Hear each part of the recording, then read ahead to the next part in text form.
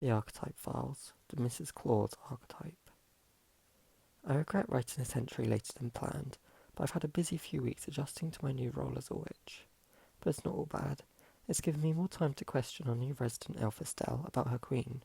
She seemed hesitant at first, not wanting to give too much away about her, which I thought was odd, but she did tell me a reasonable amount.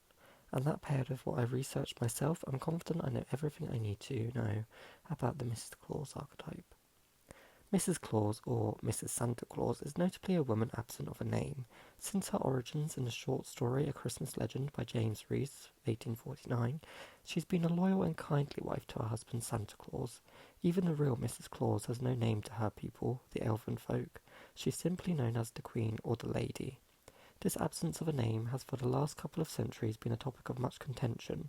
It paints her as a woman who is unable to exist by her own merit, a woman who can only exist as long as her husband does. This isn't to say several depictions of her haven't given her a name.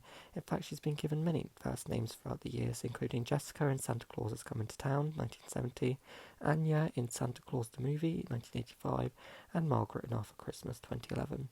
But I think Carol from the Santa Claus franchise says it best in the Disney Plus series The Santa Clauses, when she mentions that even though her name is Carol, once she became Mrs. Claus, she lost her old identity and became a character whose sole purpose is for branding, until she put her foot down and became the Mrs. Claus she wanted to be. The original Mrs. Claus, the version we still see on cards, biscuit tins, and other festive merchandise, is near on always depicted as an older woman with white hair and a red dress and cloak. She exists to portray Santa as a man that values tradition and everything that comes with that, including cis-heteronormative relationship. There have been some varying depictions in more recent years, such as a Norwegian advert depicting Santa with a boyfriend, but as a general rule, Santa is a straight white man with a straight white wife, which isn't an issue in itself. But when you take away the name of his wife and strip her of any identity other than to just be his wife, it reeks of misogyny, and I believe this is to be the reason the archetype I witnessed was a depiction of all the underlying darkness that comes from within the character. Mrs. Claus is known for her kind spirit and generous nature, but there have been at least a couple of notable depictions where she's anything but. There's even a horror film titled Mrs. Claus in 2018, where she's depicted as an axe-wielding killer, but the most notable appearance, for me at least, is in the Cartoon Network series The Grim Adventures of Billy and Mandy, where she's depicted as a vampire. The Mrs. Claus archetype may on the outside look like the stereotypical Mrs. Claus we all know and love, but she's an amplification of all the toxic aspects of her character that go unsaid. She makes cookies but poisons them, she cares for reindeer but abuses them and sets them on her own family, and she works with elves, but treats them as her slaves, not as individuals.